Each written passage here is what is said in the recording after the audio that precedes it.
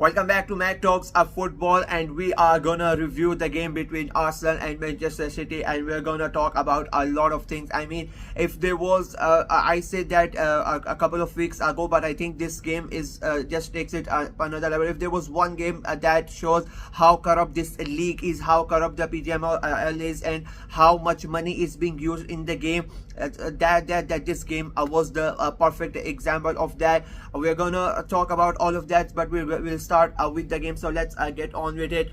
Like City, the moment the game starts, City came out of their blocks. I said in the preview that they are going to start very fast. They are going to try to put Arsenal into pressure, and they're going to try to score early on so that the pressure goes on and Arsenal, and then they try try to go score more goals when Arsenal are trying to score the equalizer, and that's what happens. They came out early on and like they made a good moves, but I would say that first goal that Arsenal conceded, it was Arsenal's fault, that the defense was not really up to it, and they go ahead and they scored that first goal. But and the thing is, if it would have been Arsenal of the past, then they would have just back down. They would have crumbled under the pressure. The mentality, that's the thing, that one thing that Arteta keeps on saying, that the mentality of the club, of the players has changed. And like even when as a fan, when we conceded that goal, it was 9 minutes, I was like not panicking. I was like, yeah, there's still 80 minutes to go, we are gonna come back in the game. That's what Mikel Arteta has done over the course of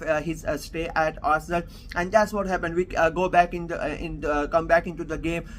Fury scores that wonder goal. Like, what a strike that was! One of the best goals of the season till now. The way he hits it and the way the ball curls it, a great goal.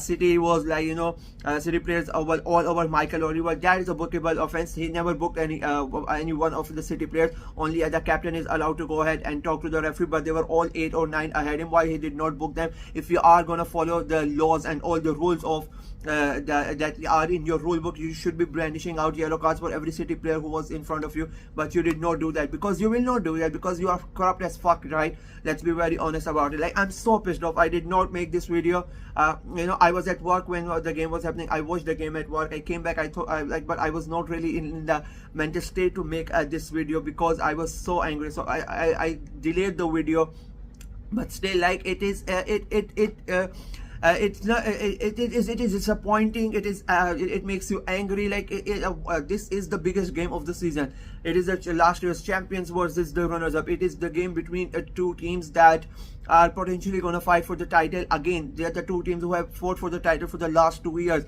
Everybody in the world basically was watching this game. Everybody was watching it. Like, every eye, like every football fan is looking at this game, and then you have idiots like Michael Oliver going out and now the game is over, and now basically nobody's talking about the game. They are talking about Michael Oliver. And I said this when we played the in midweek Arsenal versus Atalanta, the Champions League game. Nobody said a single thing about the referee. The entire Champions League midweek game, not a one person, not a single game did anybody mention that the referee was not that good. Right? That's what and only the one game that the referee was discussed, that was an English referee. So that just shows you how corrupt these English referees are. Like, I'm not being picking out one part. I'm just saying that the referees are bad. No, they can easily referee a game of football. No, there's no doubt about that. But they are so corrupt. Like Michael Oliver, there were so many instances where he has helped City over the last 2 years. So many times, like on the top of my head, like he gave a Martinelli 2 yellows within a space of 15 seconds for the same foul. That's how bad it is. Last year when they came to Arsenal, he did not give Kovacic a second yellow. That was like straight red. He did not give him twice, because he did not want to spoil the game. But now he's ready to spoil the game. We got the goal, then for the first goal, then we go and score the second goal. Great header by Gabriel, great pinpoint pass by Saka, and Arsenal are leading it 2-1, and the game is going really good. And as a neutral who is watching the game, you would be really happy. As even like as a City or Arsenal fan, you are watching that game and you're like, yeah, this is what the Premier League is about. These are two top two teams in the league fighting it out for that win. And then this guy comes in, this prick, he decides to decides to show where his loyalties lie. He's thinking, my check from last time around when I went to Saudi Arabia, when the city owners paid me about 100,000 pounds to referee a game. I think that check is gonna is about to finish. I need another check, I need another money. So he goes out and he picks up and he shows the yellow. Like I don't understand why suddenly it is that Arsenal players are receiving the yellows, right? Since that Brighton incident, like, I thought that was a one-off. Chris Kavanagh, he did it. After that, there have been so many incidences where players have kicked off the ball and nothing has been done. Leave last week. In this game, Gundogan did it, Doku did it. There's nothing, no second yellow card. But the moment that an Arsenal player does it, the difference between him blowing the whistle and Trossard kicking the ball was literally 1 second, less than 1 second, and he goes away and he shows him the yellow card. And the thing is, if your player is on a yellow card and he commits a foul, right, and there are moments in the game where the refs would allow a player 2-3 chances before he goes out, and he shows him the second yellow because he doesn't want him to send the player off and ruin the game. No, but that is the thing a sensible referee would do. But if you are getting money in your pockets from the other team owners, you are not going to do that, and that's what he's doing. It's so blatant that he is favors City every time. Like, I don't know what Arsenal as a club are going to do. If I was in control, and I'll be very honest, like, so many of the fans are thinking this at the moment. Like, they should put out a statement that we don't want this guy as our as a referee in our game, especially if it involves a City, especially if it involves what the title, if those games are going to have ramifications on the title. Last year again, when City were playing Liverpool, he doesn't give Liverpool the penalty, and then if that penalty is given, Liverpool win that game, City would have dropped the points. We keep on forgetting that Arsenal lost the league last year by 2 points, and we lost 8 points because of the PGMOL and the referees and their stupid refereeing and all those decisions that they did. And it is continuing. We already have lost 4 points. We should not have gone down to 10, and we should not have drawn to Brighton today again. Like, it's just so blatant corruption, and people are here gonna come out and defend it. I said this in the Brighton game. I will say this again here. It is not just an Arsenal problem. It happens to Arsenal this weekend.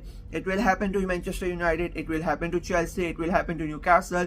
It will happen to Everton. It will happen to every single club, because it is a cabal. Let's be very honest about it. It's a literal cabal. You have the sponsors, you have the referees, you have this commentators, pricks like Gary Neville and Jamie Carragher and all those people in the Sky Studios or the BT Sport. Like, every single network that gets the feed from the Premier League, like, they are not even, like, it feels like they are scared to say what they really want to say. Everybody's blaming Trossard like he is the one who's acting like a stupid idiot. No, and the thing is, all of these players have played the football. Like, I'm not a professional football. I play street football, but even I know, like, in that heat of the moment, within 1 second, if I put out my leg, it does not even make sense to send a player off for that. But of course, nothing is going to be done. They are always the way these people come up and try to defend each other. It just shows how deep rooted this corruption thing is, and it's not going to get solved. The people here thinking that Manchester City are going to get charged, or they are going to get docked points, or they are going to get relegated, or the title is going to be taken away from them. Nothing is going to happen. Like, the most they are going to do is, like, let's say they are going to tell them you have to pay a certain amount of fine, and they are going to, like, people need to be rational about this type of thing. They have invested billions of pounds in that Manchester area. They have built so many things in that area, around the club, around the stadium. So many businesses are run by the people that own Manchester City. If even the Premier League decides to take action against them, let's be very honest, the UK government themselves would not allow them to take action against Manchester City, because they cannot. Because one phone call from Sheikh Mansour to some party members in the UK, and they say that we are going to take away our investment in Manchester City, in the Greater Manchester area. And do you think they are going to let people in the Premier League or anybody take away points from Manchester City, or they are going to let them fine? It's not going to happen. The most I'm mentally relaxed. I've already accepted it. Like, nothing's going to happen in that case as well. So yeah, coming back to the game, second half, like I was so proud. People are gonna come here and say all the type of BS. Oh, they parked the bus and they did that, and like nobody has a thing to stand on. Like nobody can say a single thing to Arsenal and how they played. One of the best defensive performances that has ever been done. You are playing against the best team in the world. Let's be very honest about it. You are playing at home. You are down to 10 men, and the way that we defended that league, we are, and the fact that Arsenal as a team, as a club, we are disappointed that we were 10 men down and we did not win that game, and Manchester City was celebrating the win. Wrote you, fuck you too as well. All these dialogues about they are celebrating a draw. Like now your team was celebrating a draw, like they won the fucking league against a 10 man Arsenal at your own ground. That's how good Arsenal were. That's the basic reality of it, you know. And the thing is, you still have people, who have the goal and to come criticize Arsenal. We are undefeated against Manchester City in the last 4 meetings. These people, this lot have not been able to defeat us. They are scared. That's the literal thing. You could see the relief on Pep's face. You can see the relief on the players' faces. The fans, how jubilant they were that they did not get defeated. That's how close we are. They are literally scared of Arsenal, and so are the other clubs. That's the thing. And I like, in a way, I'm really happy about it that my team is playing at this level, that everybody in the league is scared about it and they're envious of us. Like, let's be honest, I'm not talking about Manchester City, and I'm not even talking about Liverpool. And I don't know what Liverpool fans have, the way they react when these when Man City fans try to bring out their rivalry. I don't know what this weird love Liverpool fans have for Manchester City, that way they support them. I have no idea. Like, you literally got robbed because of them. You could have easily have 2-3 titles under Klopp if these guys were not there, if they would have not had their way with the referees and everything. And now these Liverpool fans are acting on social media like fucking idiots. And then you have like, as I said, the clubs like Chelsea and Spurs and United, and what they would do to be in place of Arsenal. We all know that. So yeah, like it's a fucked up thing that what has happened, and it's gonna continue to happen.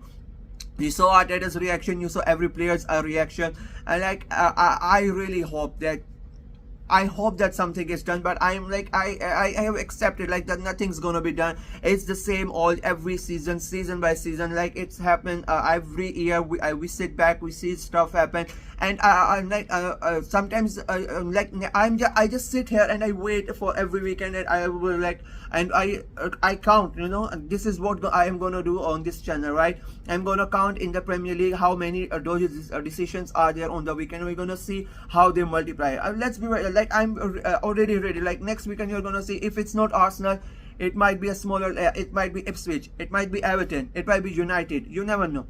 That's how bad this entire organization is, and nothing is gonna be done. It is fucked up. It's really fucked up. It destroys the league. There's like nobody really knows what is happening. Like, it is so bizarre. It is bad. It is really bad. Arsenal, like, as I said, great performance by them. And Manchester, the way that Manchester City celebrated that tells you everything. That how scared they were, how they were so relieved that they got that point. So yeah, that is it. Like, I'm really proud of the team, and I think I predicted Arsenal to win. People, you could say that I'm biased and whatever, but the way that Arsenal have played this season, they have looked better than Manchester City. We have gone away to Villa, we have gone away to Spurs, we have gone away to City, and we have not lost a single game out of them. These are very tough games in the Premier League. And they are gonna we have basically, technically, and to be very honest with you, if the roles were fair, we would have come back with 9 points, but we have come back with 7 points. And the fact that we had to play Atalanta in the middle of that, like, it was a brilliant performance by Arsenal. City, they in the second half, like, they had so much possession, but they never really did anything with that. They were on the ball at the edge of the box, pass, sideways pass, backwards pass, sideways pass, backward pass. Never really took a shot. Literally 1 or 2 total shots. It's not Arsenal's fault that you're not able to break us down. It's not our fault that you are not taking the shots. You need to score. That's what your job is. And like, as I said, I'm really happy. I really did not care. We were on the lead. We were down to 10 men. We needed to defend. We did a great job in the first half. The way we went to toe to toe with them, nobody has gone toe to toe with them like we did. Everybody was complaining about us being defensive last season. We went to their stadium. We played better than them in that first half. We were on the lead, and then they cheated us out of that game, and that's the reality of it. that is it for me. I'm still so angry. I did not make this video because I would, I don't know what I would have said if I made the video at that time when I came, that, like, just forget about it. That is it for me in this video. Like the video, share it as well, click on the notification bell, and of course subscribe to the channel. Until next time, bye bye.